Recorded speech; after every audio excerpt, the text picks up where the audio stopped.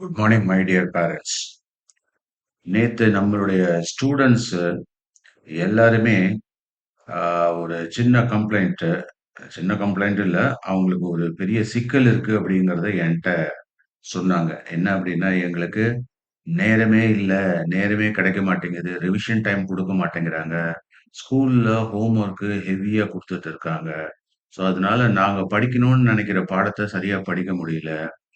உடனே அ எதையுமே அதாவது சொல்லிக் குடுக்குறாங்க. ஆனா, முழு அளவு சொல்லிக் குடுக்காதனால, எங்களுக்கு பல விஷயங்கள் தெரிய மாட்டேங்குது. ஸோ, அப்படிங்கிறப்ப நாங்க பிராக்டிஸ் பண்றதுக்கு எங்களுக்கு நேரம் வேணும். அந்த நேரம் எங்களுக்கு பத்தல. அதனால தான் ஏதாவது நாங்க வந்து ஒரு செமினாரு இல்லாட்டினா ப்ராஜெக்ட் அதுல நாங்க சரியா பண்ணலனாக்கா கூப்பிட்டு திட்டுறாங்க. அப்படி இல்லாட்டினாக்கா பேரண்ட்டுக்கு ஃபோன் பண்ணி சொல்றாங்க. ஆ என்ன பண்றதுன்னே எங்களுக்கு புரியல. ஸோ, இந்த மாரியான ஒரு குழப்பமான சூழ்நிலையா இருக்கு. இதுக்கு ஏதாவது ஒரு சொல்யூஷன் சொல்லுங்க சார். நீங்களும் என்ன பண்றீங்கன்னாக்கா, எல்லா நாளும் கிளாஸ் வைக்கிறீங்க. முந்தி தர்ஸ்டே அன்னைக்கு லீவ் விட்டீங்க. இப்ப என்னடான்னா, தர்ஸ்டே வந்து இல்ல நீ காம்பன்சேட் பண்ணணும் அப்படின்னு சொல்றீங்க. அப்படின்னு சொல்லிட்டு பொதுவா என்ட்ட எல்லாரும் ஒரு கம்ப்ளைண்ட் சொல்றேன். ஏன்னா, அத ஒரு கம்ப்ளைண்ட்டா நான் நினைக்கல. அ இருந்தாலும் என்னன்னா, அவங்களுடைய ஒரு மன ஆற்றாமைய என்ட்ட வந்து பகிர்ந்துக்கிட்டாங்க அப்படித்தான் சொல்லணும். ஆக்சுவலா நம்ம வந்து நான் கிட்டத்தட்ட 40, 45 வருஷமா இந்த குழந்தைகளுடைய பிரச்சனை என்னன்றது எனக்கு தெரியும். ஸோ, அதனால அவங்க என்ட்ட சொன்னத பத்தி அ அதுல ஒரு சொல்யூஷன் கிடைக்கும். நானும் வருடந்தோறும் இத சொல்லிட்டு தான் இருக்கேன். அ இருந்தாலும் இந்த தடவ பேரண்ட்டையும் கொஞ்சம் அதாவது வற்புறுத்தி, அவங்களையும் உணர வச்சு சில விஷயங்கள சொல்லலாம்.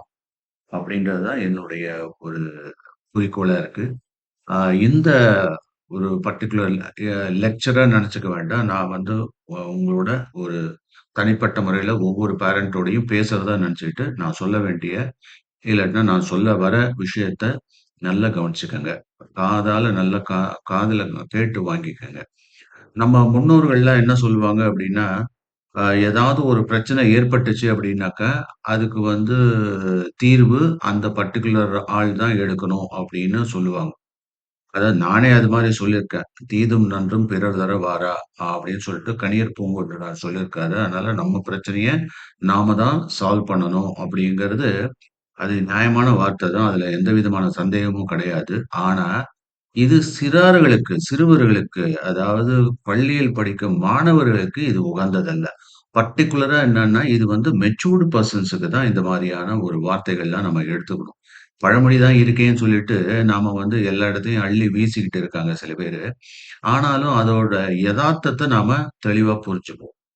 இப்போ நம்ம you are the problem, you are the solution சொல்லிட்டு ஒரு சின்ன குழந்தைகிட்ட விட்டோம் அப்டின்னாக்கா, அது பிரச்சனைய அது சால்வ் பண்ண முடியுமா? முடியாது. அதனால தான் அதே மாரி தான் எஜுகேஷன்லயும் பர்ட்டிகுலரா ஹையர் செகண்டரி ஸ்டூடண்ட்ஸ் ரொம்ப ஸ்ட்ரகிள் பண்றாங்க. அத வந்து நாம அ புரிஞ்சு நடந்துக்கணும். பேரண்ட் என்ன பண்றாங்கன்னாக்கா, எஜுகேஷன்ல இவ்ளோ இன்வெஸ்ட்மென்ட் பண்ணா, அவ்ளோ இன்வெஸ்ட்மென்ட் பண்ணா ஒண்ணும் ரிசல்ட் இல்ல அப்படின்னு புலம்புறாங்களே ஒழிய, ஆனா அவங்க வந்து ஒரு இன்வெஸ்டார் அப்படிங்கிற ஒரு அப்ரோச்ல தான் அவங்க இருக்காங்க. அந்த மாரி இருக்கக்கூடாது. இதுல எப்படின்னா, நீங்க ஒரு வியாதி வந்துருச்சுன்னா, பேஷண்ட்டுக்கு நாம எப்படி ட்ரீட்மெண்ட் பண்ணணுமோ, அந்த மாரி தான் பண்ணணும். அதே மாரி தான் ஸ்டூடண்ட்டுக்கு. ஸோ ஸ்டூடண்ட்டுக்கு ஒரு பிரச்சனை அப்டின்னா, உடனே you are the problem and you are the solution அவன வந்து தனிமைப்படுத்தக்கூடாது. ஒண்ணு நல்லா புரிஞ்சுக்கணும். அதாவது you are the problem, you are the solution அப்படிங்கிறது, அந்த பர்சனல் ரெஸ்பான்சிபிலிட்டி எல்லாம் கரெக்ட் தான். ஆனா, ஒரு விஷயம் நல்லா நம்ம புரிஞ்சுக்கணும். Education is not an isolated journey. அது வந்து எஜுகேஷன் வந்து ஒரு தனித்து விடப்பட்ட ஒரு பிரயாணம் கிடையாது. ஹைவேஸ்ல அவங்களா தனியா போயிட்டு இருக்காங்க அப்படின்றதெல்லாம் கிடையாது. இப்போ ஒரு இப்போ உள்ள தற்கால கட்டத்துல உள்ள அந்த ஹை பிரஷர் அகாடமிக் என்விரான்மென்ட்ல நாம என்ன பண்ணணும்? ஆஸ் பேரண்டா, ஆஸ் டீச்சரா, ஆஸ் ஸ்டூடண்ட்ஸ் தெம்செல்வ்ஸ், ஆஸ் ஒரு டியூஷன் டீச்சரா, இல்லாட்டினா ஒரு மென்டாரா, இல்லாட்டினா ஒரு கோச்சிங் அ வாத்தியாரா, அவங்களுக்கு என்ன ஹெல்ப் பண்ணணும் அப்படிங்கிறதுல தான் நாம முனைப்பா இருக்கணும். ஸோ நம்ம வந்து அவங்க "உன் பிரச்சனைய நீயே பார்த்துக்க" அப்படின்னு சொல்லிட்டு கழட்டி எல்லாம் விடக்கூடாது. அப்போ இது வந்து ஒரு கலெக்டிவ் ஜர்னின்றத நாம எல்லாருமே சேர்ந்து புரிஞ்சுக்கணும். இதுல நான் ஏதோ உங்களுக்கு அட்வைஸ் பண்றதுக்காக வரல. ஆனா நம்மளுடைய கலெக்டிவ் ரெஸ்பான்சிபிலிட்டிய நீங்க புரிஞ்சுக்கணும் அப்படின்றதுக்காக தான் நான் இங்க சொல்ல வரேன். ஸோ அப்போ இங்க எஜுகேஷன்ல பார்த்தீங்கன்னா, ஸ்டூடண்ட்டோட பிரச்சனைகள்லாம் எப்படி அணுகணும்னா, it must be addressed through shared responsibility and collaborative problem solving. Not through isolation or blame. இத நீங்க நல்லா புரிஞ்சுக்கணும். இதுல என்ன எனக்கே ஒரு தனிப்பட்ட சிக்கல் என்னன்னா, நான் தூய தமிழ்ல பேசணும்னு நெனைக்கிறேன். தூய தமிழ்ல பேசினாலும் புரிய மாட்டேங்குது. இல்லன்னா ஃபுல் அண்ட் ஃபுல் இங்கிலீஷ்லயே பேசணும்னு நெனைச்சாலும், அதுவும் புரிஞ்சுக்க முடியல. அப்ப நமக்கு எப்படி பழக்கப்படுத்திட்டாங்க நம்மளுடைய ஸ்கூல் கரிக்குலம் அப்படின்னா, டாங்கிலிஷ் அதான் பைலிங்குவல் பைலிங்குவல்ன்னு சொல்லி, சொல்லி, சொல்லி, சொல்லி நமக்கு இங்கிலீஷும் அரைகுறை, தமிழும் அரைகுறைன்றதுனால 2த்தையும் சேர்த்து வச்சு தான் சொல்ல வேண்டியதா இருக்கு. அதனால தான் நானு இந்த டாங்கிலிஷ் இல்லாட்டினா தமிங்கிலம், இல்லாட்டினாக்கா திமிங்கிலம் ஏதோ ஒரு மல்டிபிள் லாங்குவேஜ்ல, டியூவல் லாங்குவேஜ்ல இப்ப நான் பேசிட்டு இருக்கேன். ஓகே. ஸோ அத நீங்க ஆ பொறுத்து தான் போணும். பெரியவர்கள்லாம் நான் பேசுற பேச்செல்லாம் பார்த்தீங்கன்னா, "என்னடா இவரு இங்கிலீஷ் பேசுறாரா? தமிழ் பேசுறாரா?" இல்லாட்டா மேஜர் சுந்தரராஜன் மிந்தியெல்லாம் இங்கிலீஷ் வார்த்தைய சொல்லிட்டு கூட தமிழ் வார்த்தைய சேர்த்து சேர்த்து கேட்டு வாசல் அப்படி இப்படியெல்லாம் சொல்லுவாரு. அந்த மாரி சொல்றேனான்ற ஒரு கன்ஃப்யூஷன் வேண்டாம். ஸோ நம்மளுடைய அல்டிமேட் ஐடியா வந்து உங்களுக்கு புரிஞ்சுக்கணும் அப்படிங்கிறது தான். அப்போ இந்த கீ பிரின்சிபிள்ஸ் அப்படிங்கிறத பத்தி பாருங்க இதுல.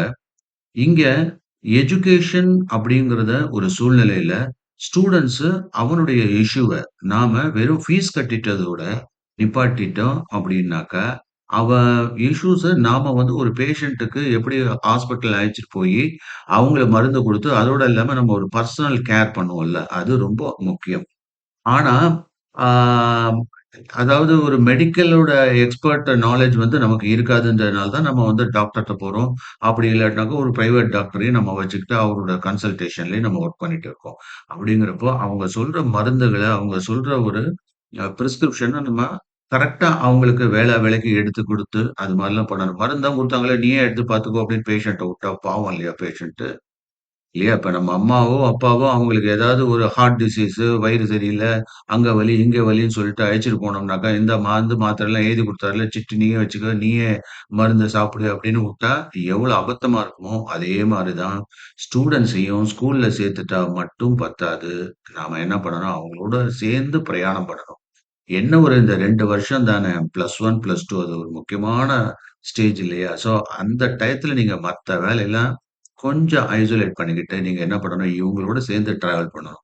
எப்படி சார் அதுக்காக எனக்கு வந்து இப்ப பாடம்லாம் புரியாது. நானா நடத்த முடியும், ஃபாலோ பண்ண முடியும் அப்படின்னு கேட்காதீங்க. ஆனா, அதுக்கு தான் நாங்க இருக்கோம். இப்ப இப்ப டியூஷன்னு வந்து சேர்றீங்க, சேர்த்துடுறீங்க. இந்த சின்ன சின்ன வேலையெல்லாம் பண்ணி விடலாம். இதுல நான் அந்த பிரச்சனைய நான் ஒவ்வொன்னா எடுத்துட்டு போறேன் பாருங்க. அதுல எவ்ளோ பிரச்சனைய இந்த ஸ்டூடண்ட்ஸ் இது அ சந்திக்கிறாங்க அப்படிங்கிறத நீங்க புரிஞ்சுக்கணும் இல்லையா? ரைட். இப்ப நான் ஒவ்வொரு பிரச்சனையா நம்ம வருவோம். இதுல ஸ்டூடண்ட்ஸ்க்கு இப்ப நான் ஏற்கனவே சொல்லிட்ட மாரி, இப்ப உங்களுடைய ஒரு பொறுப்பு அப்படிங்கிறத நீங்க துறக்கக்கூடாது. இந்த டிஸ்க்ளைமர் மாரி பொறுப்பு, துறப்பு எல்லாம் பண்ணிட்டுலாம் போகக்கூடாது. நெறைய பேரண்ட்ட நான் பார்த்துருக்கேன். "டேய் ஸ்கூல்ல ஃபீஸ் கட்டிட்டேன். ச டியூஷன் ஃபீஸும் கட்டிட்டேன். படிக்கிறது இனிமேட்டுக்கு உன் வேல" அப்படின்னு சொல்லிட்டு ஒரு டிஸ்க்ளைமர் சொல்லிட்டு போயிட்டே இருப்பாங்க. அது கூடாது. சார் அதுக்காக நான் உட்கார்ந்துட்டு நான் படிக்கணுமா? நீங்க ஏன் எக்ஸ்ட்ரீம் எண்டுக்கு போறீங்க? நான் சொல்றத மட்டும் நீங்க கவனிங்க போதும். நான் என்ன சொல்ல வரேன்? நல்லா கவனிங்க இப்போ. இப்போ இந்த ஸ்டூடண்ட்ஸோட இஷ்யூ நான் சொன்னேன் இல்லையா? அது வந்து ஒரு ஷேர்ட் ரெஸ்பான்சிபிலிட்டி இருக்கணும். ஒரு கொலாபரேட்டிவ் ப்ராப்ளம் சால்விங் இருக்கணும். அதோட இல்லாம நான் ஏற்கனவே சொன்ன மாரி education is not an isolated journey இல்லையா? ஸோ அப்ப நாமளும் சேர்ந்து என்னுடைய பங்கு என்ன? அவனுக்கு எப்படி நான் சப்போர்ட்டா நடந்துக்க முடியும்? அப்படிங்கிற ஒரு சின்ன சின்ன அபிலாஷைகள நம்ம பூர்த்தி பண்ணி குடுத்தோம்னா, அந்த ஸ்டூடண்ட்ஸ் கண்டிப்பா என்கரேஜிங்கா இருக்கும். நமக்கு பாசிட்டிவா மோட்டிவேஷன் பண்ண கத்துக்கணும். சும்மா நெகட்டிவா பஞ்ச் பண்ணிட்டு இருக்கிறதுல பிரயோஜனமே கிடையாது. நவ் இப்போ எதுக்காக நான் இந்த கொலாபரேட்டிவ் அப்ரோச் அவசியம் அப்படின்னு சொல்றத நீங்க நல்லா காதுல வாங்கிக்கங்க.